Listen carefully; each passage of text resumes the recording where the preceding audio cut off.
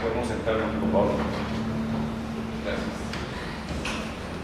Muy buenos días. Se abre la audiencia de vista pública en el expediente formado por apelación directa de sentencia en amparo en la acción constitucional promovida por la Unidad de Investigaciones del Ministerio Público contra la Sala Primera de la Corte de Apelaciones del Ramo Penal, Narcoactividad y Delitos contra el Ambiente. El secretario general adjunto dará lectura a la parte conducente de la sentencia impugnada y efectuará las advertencias reglamentarias respectivas de la presente audiencia. Muchas gracias, señor presidente. En la sentencia dictada en primera instancia por la Corte Suprema de Justicia, Cámara de Amparo y Juicio, dentro de la acción de amparo promovida por la Unidad de Impugnaciones del Ministerio Público contra la Sala Primera de la Corte de Apelaciones Ramo Penal, Narcoactividad y Delitos contra el Ambiente, se consideró, contrario a lo estimado por la Sala Primera de la Corte de Apelaciones del Ramo Penal, Narcoactividad y Delitos contra el Ambiente y de conformidad con lo argumentado por el Ministerio Público, el cambio de calificación jurídica a los hechos delictivos que fueron acreditados durante el debate es una facultad que le asiste al Tribunal de Sentencia, de acuerdo a lo establecido en el artículo 388 del Código Procesal Penal. Además, debe advertirse la existencia de congruencia entre los hechos formulados en la acusación y lo acreditado por el Tribunal Sentenciador, por lo que no existe causa alguna para que la sala impugnada pueda anular el fallo condenatorio. Además, se dijo, esta Cámara, con base en lo establecido, concluye que la protección constitucional de amparo solicitada por el Ministerio Público debe otorgarse en definitiva. Y se resolvió, otorga el amparo planteado por el Ministerio Público en contra de la Sala Primera de la Corte de Apelaciones del Ramo Penal, Narcoactividad y Delitos contra el Ambiente, y en consecuencia deja en suspenso en cuanto al postulante la resolución de fecha 27 de agosto de 2012 dictada dentro del expediente 137-2009-140. Restituye al postulante en la situación jurídica anterior a esta resolución y ordena a la autoridad impugnada resolver conforme a derecho. De conformidad con las disposiciones que regulan la celebración de vistas públicas ante este tribunal, las partes deberán dirigirse directamente al tribunal, alegar en forma oral y abstenerse de dar lectura a cualquier documento, salvo autorización previa del presidente. Concretarse al asunto planteado y ser breves, concisos y precisos en su exposición. Para ese efecto, cada una de las partes cuenta con un tiempo no mayor de 15 minutos. Es todo, señor presidente. Muchas gracias. Puede hacer uso de la palabra el apelante, solicitante de la vista pública y tercero interesado, señor Edwin Enrique López Argueta, quien comparece con el patrocinio del abogado Elimar Ronaldo Espina Figueroa, quien lo hará en su nombre. Gracias, señor presidente. Honorable Corte de Constitucionalidad de la República de Guatemala. Principio expresando que siempre que asistimos a esta sala presentimos un ambiente de solemnidad y de ecuanimidad. En esta oportunidad, en mi calidad de abogado defensor público de la Defensa Pública de Misco, en su oportunidad interpusimos recurso de apelación especial por motivo de forma en la sentencia condenatoria dictada por el Tribunal Primero de Sentencia Penal, Narcoactividad y Delitos contra el Ambiente del municipio de Mixco, departamento de Guatemala. En esa sentencia de primer grado, de primera instancia, fue condenado el procesado Edwin Enrique López Argueta, tal como consta en el expediente respectivo, sentencia que fue dictada con fecha 8 de agosto del año 2011. Siendo respetuosos, profundamente respetuosos del orden constitucional y del debido proceso, y en mi calidad de defensor, y no solo como defensor, sino como ciudadano guatemalteco, nos corresponde velar por el debido proceso y que se respete ese debido proceso. En esa oportunidad, por no estar de acuerdo con la sentencia dictada, se hizo uso de la apelación especial haciendo ese efectivo derecho del derecho de defensa que nos asiste a todos los guatemaltecos. En esa oportunidad se abrió a juicio el proceso por 2 delitos. Se acusó por 2 delitos, pero en la audiencia de apertura del juicio, en la fase intermedia, el órgano jurisdiccional competente abrió a juicio por 2 delitos. El Ministerio Público, como ente encargado de la persecución penal, el Estado a través del Ministerio Público acusó por 2 delitos que eran de agresión sexual con agravación de la pena en forma continuada y también por violación con agravación de la pena en forma continuada. Y de esa manera el órgano jurisdiccional, el tribunal, conociendo de forma unipersonal, es decir, por un solo juez, eso es una reforma de hace 2 quizá años atrás, donde ya no se conocen los debates con tribunal colegiado, los 3 jueces, sino un solo juez. Cabe señalar que se abrió juicio por 2 delitos, que no son los delitos, uno de ellos no es el delito por el cual se abrió juicio y se condenó por delitos que no se abrió juicio. Se abrió juicio por los delitos de 2 delitos también de agresión. Se abrió juicio por agresión sexual y violencia contra la mujer. Yo siempre he mantenido el criterio durante ya, van a ser 20 años. El 1 de julio de 1994 entró en vigencia el Código Procesal Penal. El 1 de julio de este año va a ser 20 años que este proceso penal entró en vigencia. Y estuvimos al inicio de ese proceso. Y siempre he mantenido el criterio que la acusación, tal como lo establece el artículo 332 bis del Código Procesal Penal, la acusación es el eje fundamental sobre el cual va a girar todo el proceso, el juicio oral y público. Y debe respetarse, puesto que si no estamos violentando el derecho de defensa y el debido proceso. No podemos sorprender al sindicado por hechos distintos, y mejor dicho, delitos distintos, por los cuales no se abrió juicio un proceso. De esa cuenta se presentó la apelación especial. Y la sala primera de la Corte de Apelaciones, atinadamente, resolvió con lugar, aceptó la apelación especial por motivo de forma, por uno de los motivos que argumentamos, toda vez que se cambiaron los delitos por los cuales se abrió juicio el proceso. Eso no puede ser un proceso acusatorio democrático de regímenes de derecho y no de hecho. Se dice que este proceso está inspirado en principios democráticos y esos principios debemos de respetarlos: objetividad, imparcialidad, oralidad, publicidad, concentración y especialmente el principio de objetividad, que es sinónimo de imparcialidad. Entonces, la sala primera resolvió con lugar la apelación especial y ordenó lo que por el derecho corresponde, que tendría que ser el reenvío para realización del nuevo debate. De esa manera, el Ministerio Público interpuso la acción de amparo, argumentando que la sala se había extralimitado en resolver por qué no estaban de acuerdo, toda vez que la sala estaba interpretando mal la sentencia dictada por el Tribunal del Primer Grado. No es así. Y la sala de apelaciones, que es la sala primera, la jurisdiccional del MISCO, resolvió con lugar, toda vez que acepta lo que planteamos en la apelación especial.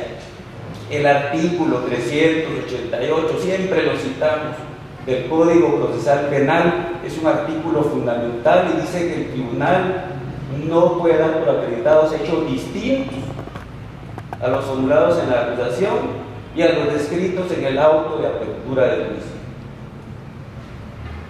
Y eso es fundamental, toda vez que ahí viene el principio que le denominamos de congruencia. La acusación debe tener congruencia con la sentencia.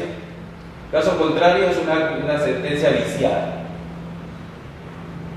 En esa cuenta, el artículo 388 del Código Procesal es clave. Es cierto, ese artículo faculta al juez o al tribunal a realizar el análisis de los medios de prueba, la deliberación, cuando era tribunal colegiado, algunos quedó nada más como para otros delitos ya de mucho impacto, tribunal colegiado, analizar y puede dar una calificación jurídica distinta, es cierto, pero no introducir un nuevo delito, que es lo que nosotros argumentamos y que la sala tomó en cuenta. No puede crearse un nuevo delito, aparte dar una calificación jurídica distinta, y así lo expresa la honorable sala, que dice que se habló de agresión sexual y violencia contra la mujer, y se dicta una sentencia por violación o agravación de la pena en forma continuada, por el cual no se formuló acusación, no se abrió a juicio. Entonces, la sala, al resolver, lo hace conforme a derecho. Dice, de acuerdo a ese principio, jura novit curia. No se puede sorprender al acusado, que es el principal responsable, sobre el cual está recayendo la acción de la justicia, con un delito por el cual no se le escuchó en primera declaración, que es el principio fundamental. Por eso hablamos de primera declaración. ¿Por qué? Porque el que debe saber es el procesado, de qué se le acusa y de qué se tiene que defender en un posible debate oral y público.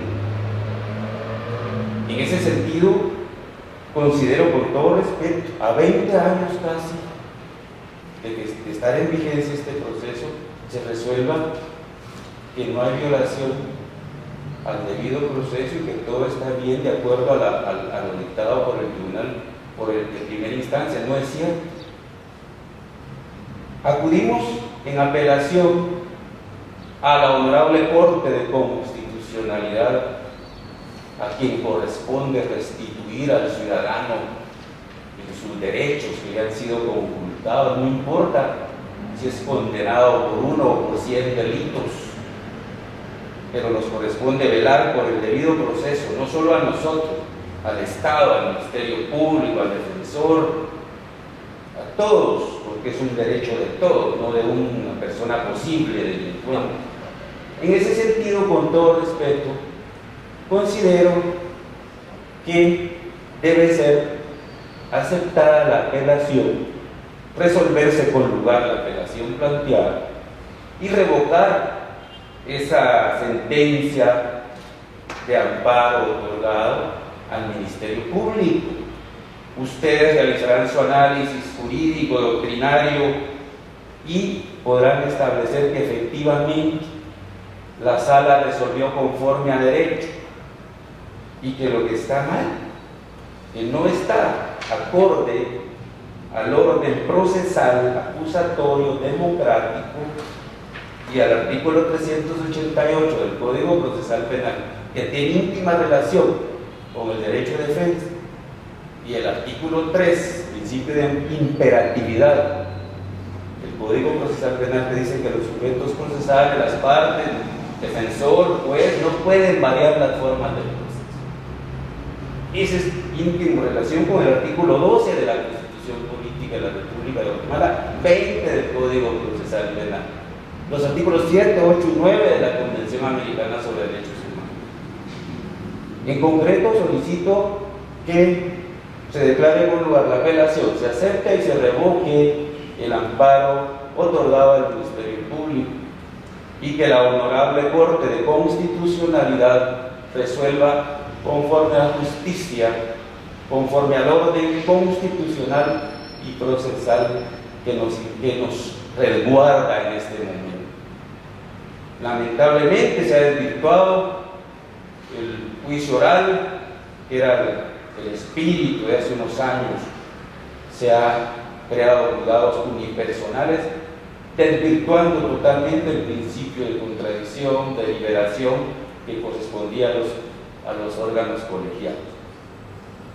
Esa es nuestra petición concreta, honorables magistrados, con fundamento de lo ya expuesto, los artículos citados, más los artículos de la Ley de Amparo, Exhibición Personal y de Constitucionalidad 2, 3, 4, 60, 61, 62, 14, 28 de la Constitución Política de la República de Guatemala y, como ya dije, 7, 8 y 9 de la Convención Americana sobre Derechos Humanos. Muchas gracias. Corresponde al solicitante del amparo que hay impugnaciones del Ministerio Público por medio de su agente fiscal, abogado Milton Orlando Durán López. Gracias, señor presidente, señores magistrados. El Ministerio Público, en su oportunidad procesal, interpuso la acción de amparo, la cual fue declarada con lugar por la Honorable Cámara de Amparos y Antejuicios de la Corte Suprema de Justicia en contra de la resolución dictada por la Sala Jurisdiccional dentro del presente proceso. Esta sentencia, evidentemente, restituye los derechos a la institución en su calidad de amparista, justamente porque fue determinado que la resolución judicial dictada por el Tribunal de Segundo Grado dentro de este proceso efectivamente conculcó leyes constitucionales. Frente a esa resolución por medio de la cual se otorgó el amparo al ente fiscal, la defensa técnica del procesado, Edwin Enrique López Argueta, ha interpuesto el recurso de apelación que ahora nos ocupa. En relación con esta acción impugnativa, el ente fiscal considera que no es argumento suficiente para que sea acogida una impugnación de esta naturaleza las solas razones de no estar de acuerdo con que se haya otorgado un amparo. El derecho de defensa y el principio del debido proceso han sido efectivamente cumplidos dentro del expediente que ahora nos ocupa. Deviene inane, señores magistrados, que se argumente en esta acción que se ha conculcado el derecho de defensa y del debido proceso, porque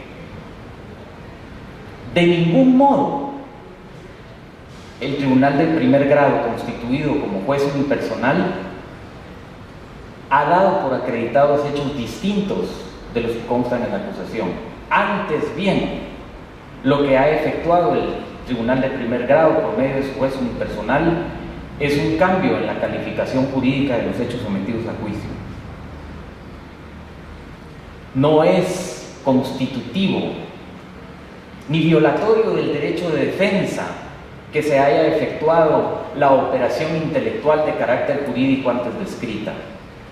Antes bien, conviene al derecho y a la justicia, especialmente desde el punto de vista constitucional, apreciar que efectivamente el sindicado tuvo la oportunidad de defenderse en forma adecuada en virtud de los hechos que le fueron imputados dentro del juicio respectivo en virtud de la acusación.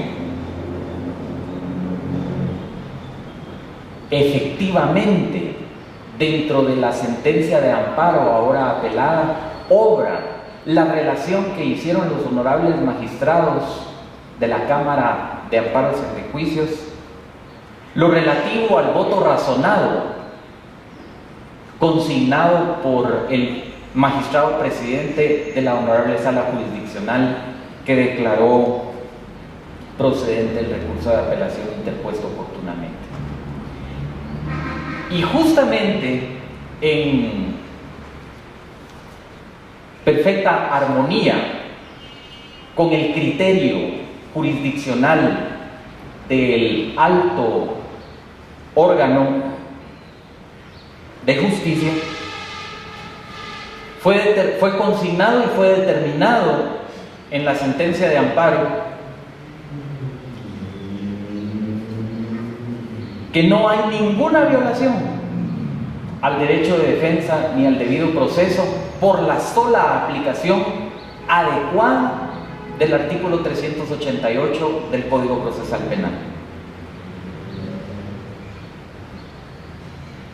Podrán apreciar los honorables magistrados del estudio que efectúen del expediente respectivo que no se aprecia de ningún modo conculcación alguna de los derechos constitucionales que al procesado le asisten a lo largo de todo el proceso, y menos aún del debido proceso y del derecho de defensa.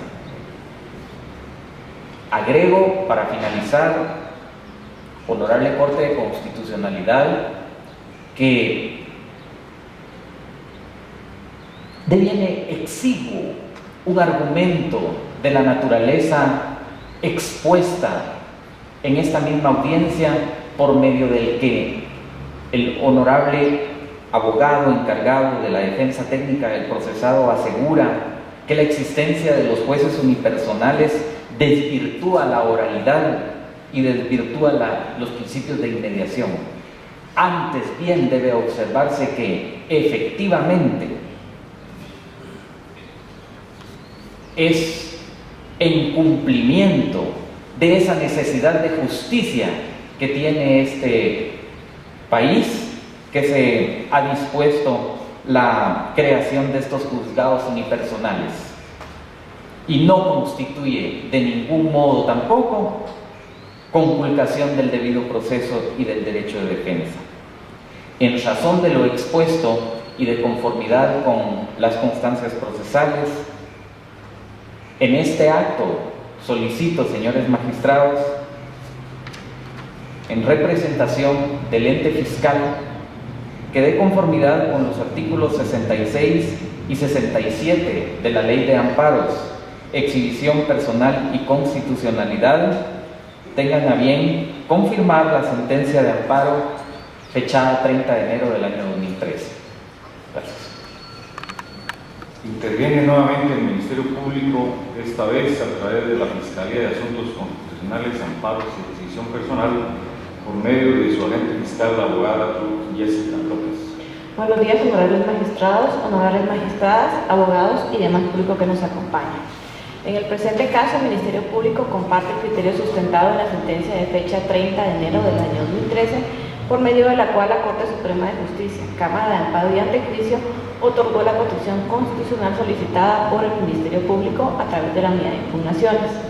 Al analizar el acto reclamado de fecha 27 de agosto del año 2012, se considera que la jueza unipersonal del Tribunal de Sentencia actuó de conformidad con lo establecido en el artículo 388 del Código Procesal Penal, por lo que en ningún momento inobservó ni hizo errónea aplicación de la ley que hiciera procedente el recurso de apelación especial por motivo de forma interpuesto por el señor Edwin Enrique López Argueta. Se considera que tampoco existe vulneración al principio de coherencia o de correlación entre acusación y sentencia, ya que los hechos que utilizó el Ministerio Público en su hipótesis acusatoria fueron debidamente comprobados durante todo el desarrollo del debate, por lo que la sala recurrida, al otorgar dicho recurso, se extralimita en el ejercicio de sus funciones y vulnera el debido proceso, el derecho de defensa y el ejercicio de la acción penal pública que corresponde al Ministerio Público, contenidos en los artículos 12 y 251 de la Constitución Política de la República de Guatemala, situación por la cual esta Fiscalía solicita a este honorable tribunal que, al conocer el recurso de apelación, el mismo sea declarado sin lugar y en consecuencia se confirme la sentencia de fecha 30 de enero del año 2013, otorgando el amparo solicitado. Únicamente gracias. Se clausura la audiencia de vista pública.